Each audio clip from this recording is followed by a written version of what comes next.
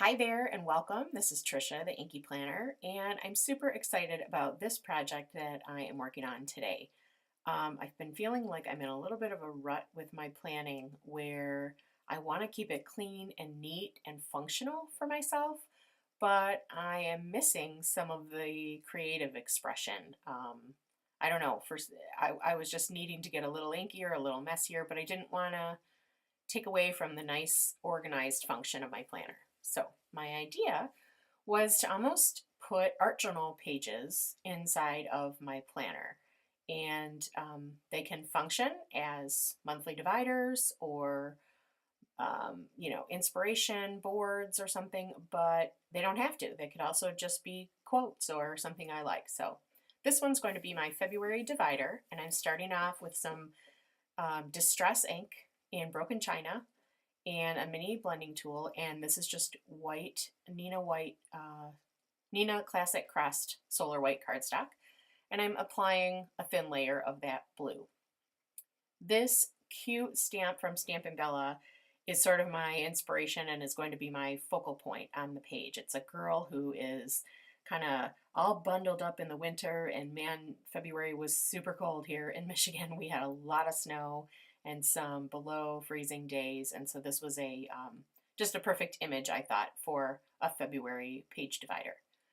So I found these sort of swirly flourish stamps, and to be perfectly honest, I don't even know, they're so old in my stash, I really can't reference them for you, but everything that I can, I will try to link below.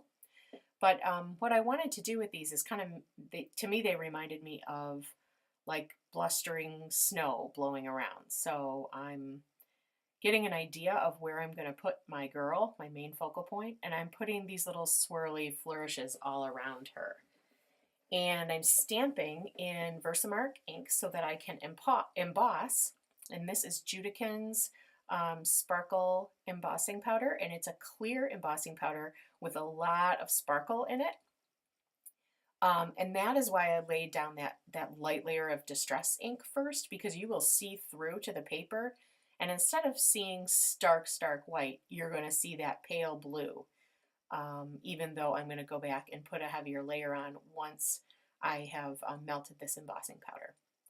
So as you can see, I'm just kind of continuing to stamp here and there around her with the Versamark ink and these flourish stamps. And I really did think it kind of made it look like there were just billows of snow kind of flowing around in this background. So I'm going to get my heat tool good and hot, and then I'm going to go around and melt this embossing powder. And it's very hard to see on screen, but in real life, of course, I can see it melting, and I can see the glitter catching in the light, and it's really pretty. And then this melted embossing powder will resist the next layer of ink that I put on. Before I do that, though, I pulled out an embossing pen. So this is basically that same sort of clear sticky ink, but in a pen form. And I'm just adding some little dots here and there, some bigger ones that I'm like drawing more like a circle, and others just poking the pen tip down. And I thought I'll do the same thing with that, that clear sparkle embossing powder on those. And again, it'll just give me some additional texture, almost look like maybe some snowflakes caught in the air, just to give us a little bit more interest in the background. So go ahead and heat that all up, but before I do, this is a great trick if you're ever working with glitter or any little fine particles. I just grab a dry Swiffer cloth and just cut off a little corner of it and rub that around on my desk, and it really does a great job picking up loose glitter or loose particles that can tend to make a mess of your workstation. So I'm just drawing all of those little dots, and you can see those pretty well, I think, on camera, because they still look kind of wet there. But now I'm going to go back in, and all of this is going to pop when I put some additional ink on. So at the top of the page, I'm just going to reintroduce that broken china ink, but I'm just going to do it a little bit heavier.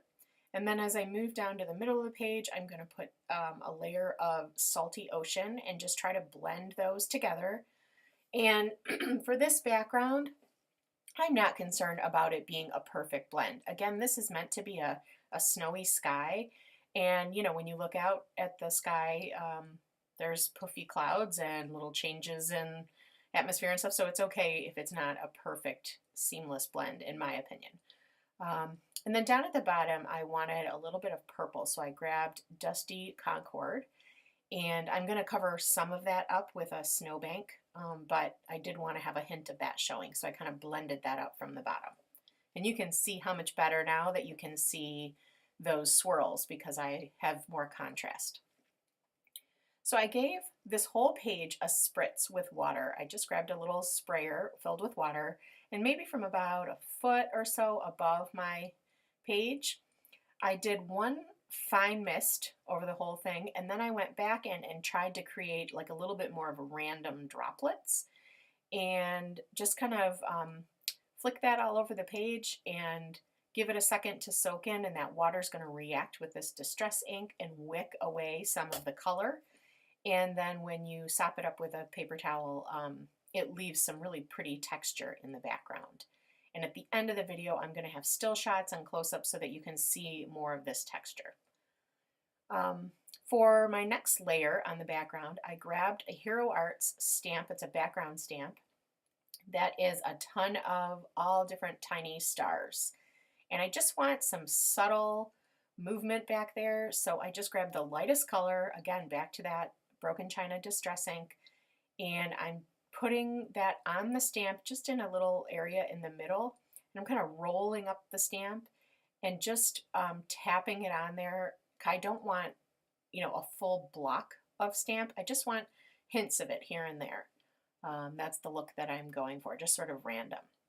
And you can see that I got some stars across the top there, and it's just continuing to develop the interest in my background. And that's what I'm kind of wanting to do is, again, this blustery, snowy sky with lots going on in the background.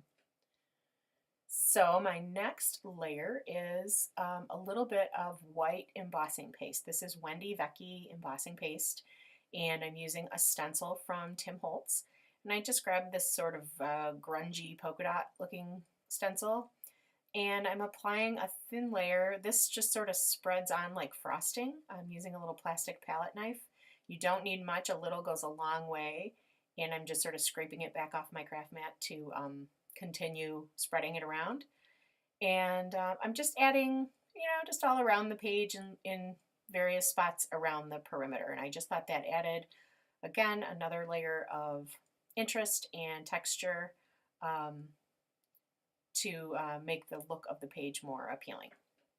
So you can see on the bottom that really stands out against the purple, and it looks really cool, I think. So when you do work with embossing paste, it will dry onto your tools. So I'm going to take my stencil and my palette knife and drop them into a little bucket of water so that they don't dry out, and then I can go wash them later when I'm done crafting.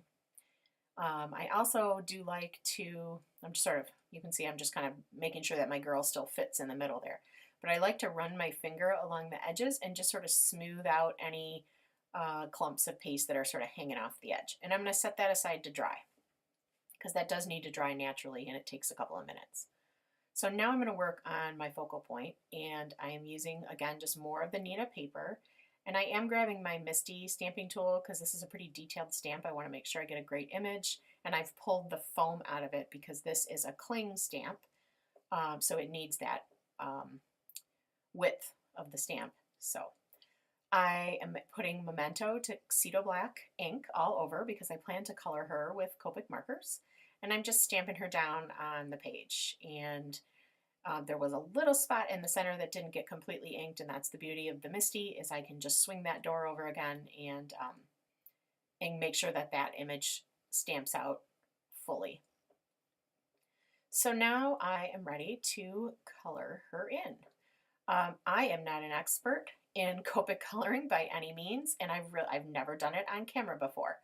So what I'm going to do here is try to put my caps so that you can see the colors that I am using. And this is pretty simple coloring. I'm adding just a little bit of shading around the outside edges of things, but I am not, like I said, I am not any sort of expert. There are lots of people online that really can give you great tips on methods of Copic coloring. I am just trying to get a little bit of dimension into her clothing and, try to make her look a little realistic. So I have sped this up so that you don't have to sit too long through this whole thing, and I'm just going to play a little music until I'm done. And you can see that I've chosen for her clothes some colors that are cool and kind of coordinate with the background. So I'll catch you back up when I am done with the coloring.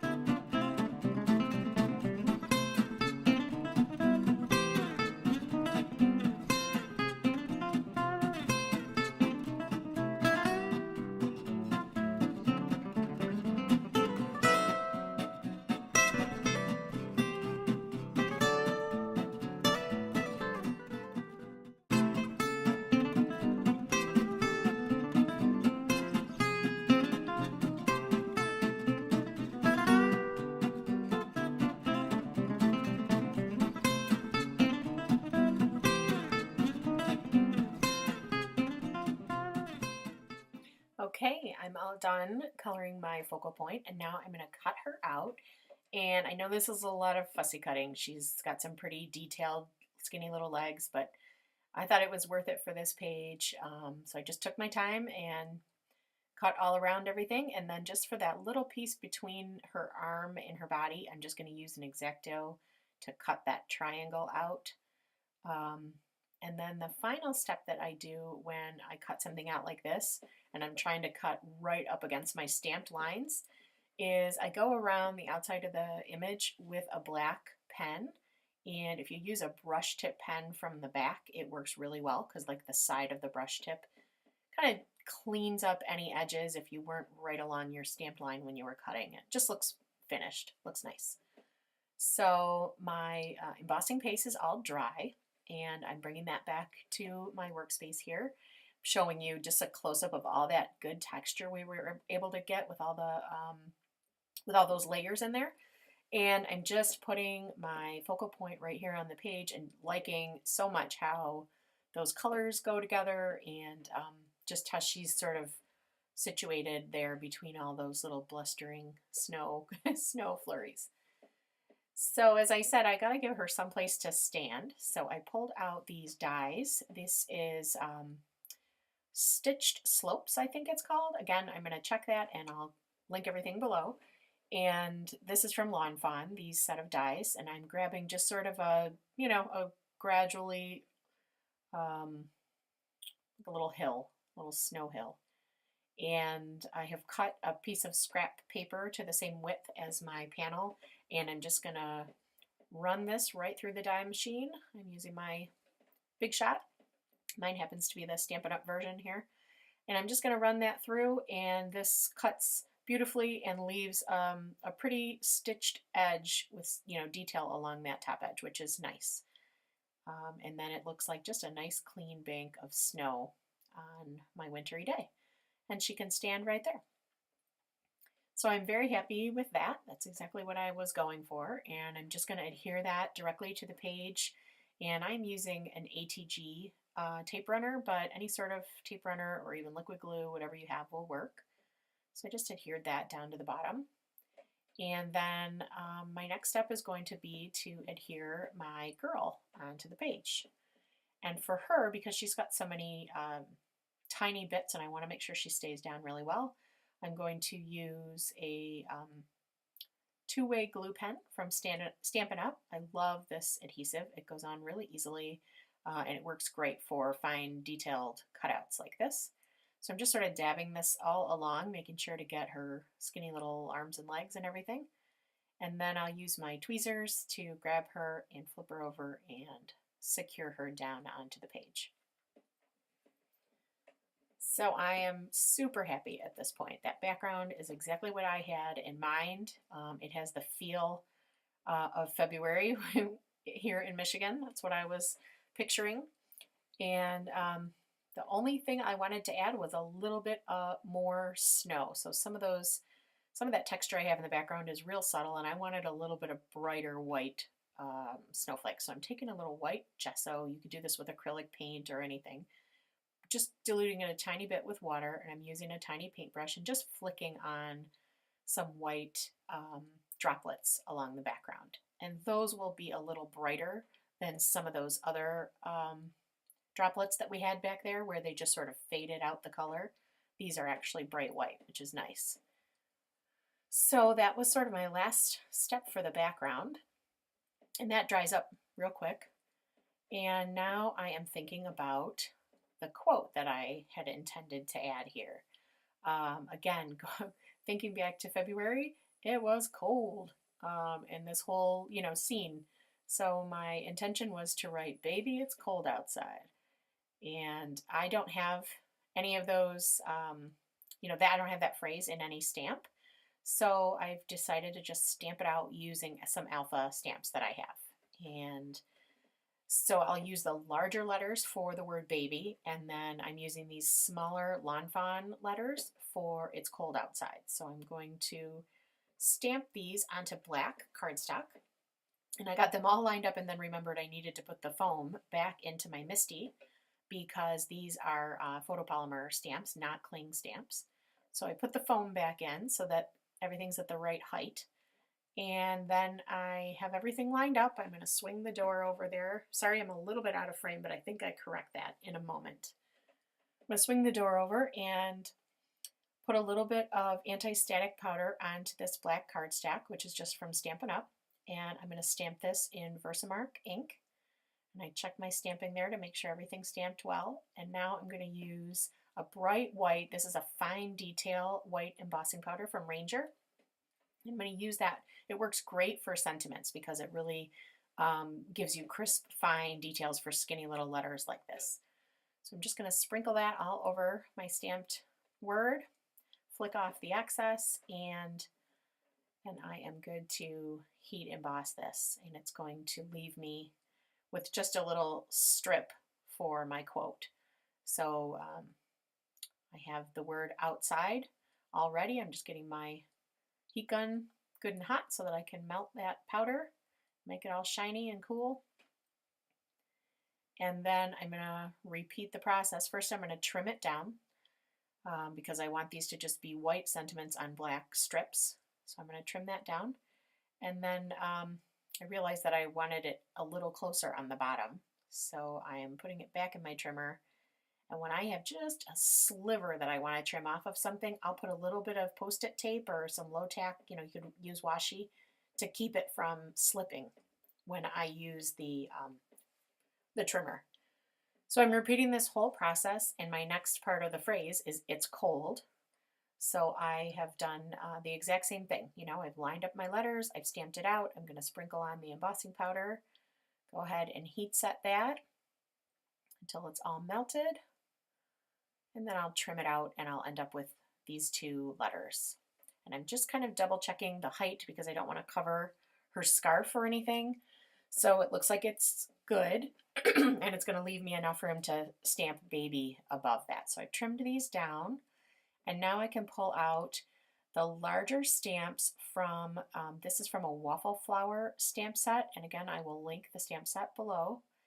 And I'm starting out with just the B and the A, and I'm fiddling around here trying to get them lined up straight and also make sure I'm not going to cover her scarf. And I think I'm happy with that height. So I will swing the door over and pick up those two stamps, the B and the A. And then the nice thing about the door of the Misty is it does have that grid, so you can see me kind of looking here to make sure that it looks like it's lined up straight in the grid. And for this, I'm going to use black ink. I'm using VersaFine Onyx Black, which is a nice pigment ink. And I could have heat embossed that on the page if I wanted to, but it looked great just as is. So I just stamped it right on there. I did do it twice, so it was really stamped solid, and I got a great image. And I've got to use that B again, so I made sure it was totally clean before I lined it up again because I didn't want to transfer any ink to my project after I've worked so hard on all this. And now I'm lining up the BY and stamping that down. So I am nearing the end of my project here. I have my quote stamped on there, "Baby, it's cold outside," and I'm going to just glue on my two black embossed strips underneath. And I'm going to use that same two-way glue pen to do that that I used for my focal point for the girl. So I'm lining them up again, and I'll put dab a little of that on the back and get those positioned where I want them. And I'm also kind of being conscious of the left-hand margin because I know I'm going to have to punch my holes for my ring binder. So that's something I'm going to have to consider for all of my projects, like our journal-ish pages that I do, is to make sure that I've got room on the left side to put them in the rings without messing up the look of the page. So I was careful to do that. I am using this Signo Broad white gel pen to just add a few details. You don't have to do these steps.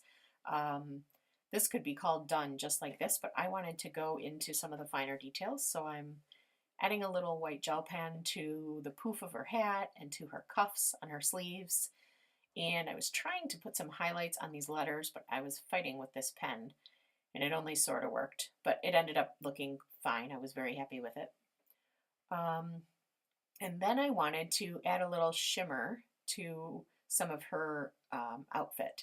So I have this Wink of Stella, clear Wink of Stella pen, and on her hat and her skirt and her scarf, I am just touching this, and it puts a ton of beautiful shimmer, and it almost looks like she's just got a million little sparkly snowflakes catching on her clothes, and just looks really pretty.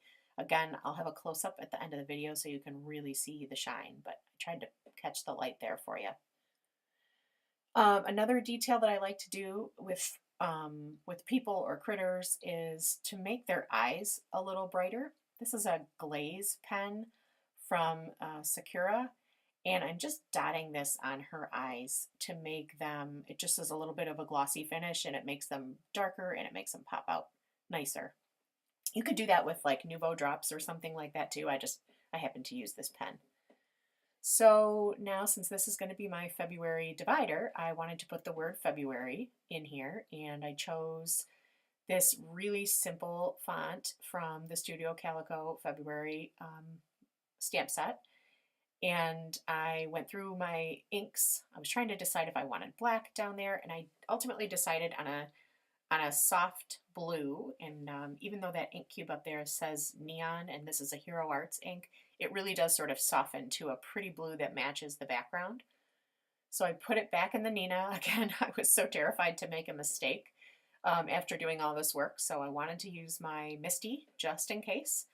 And I just stamped February down at the bottom, and that ink will soften and mellow out even more over time, and it ends up looking great.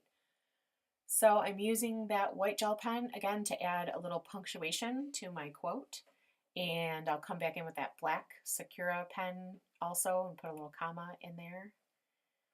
And then that's it. I am super, super excited about kind of the whole idea of going forward with mixed media pages like this and the opportunity to get inky. Oh, I forgot I did have one more step here.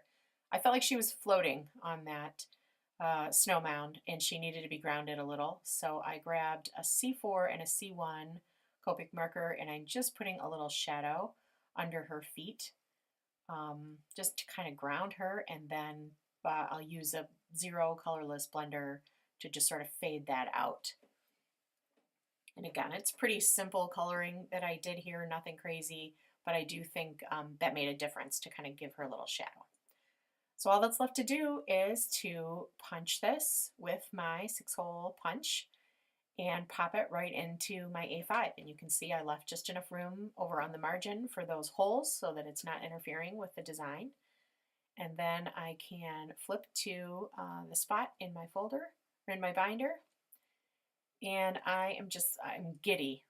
I'm so super excited because I feel like I have a new avenue for creativity and being able to play with supplies that I haven't used in a long time, and yet still keep my actual planning pages functional and working for me.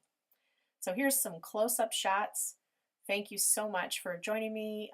Please let me know if you have any questions. Give me a thumbs up if you like this. I know this is not a traditional type of plan with me video. Here's that shimmer that I wanted to catch for you guys so you can see how much shimmer that Wink of Stella pen adds. And you can also see the glitter in that embossing paste. But I was just super happy with how this turned out. I had so much fun doing it. I'm looking forward to doing more, and I'll try to put those on videos for you as well. Thanks so much for joining me. I hope you have a great day, everybody.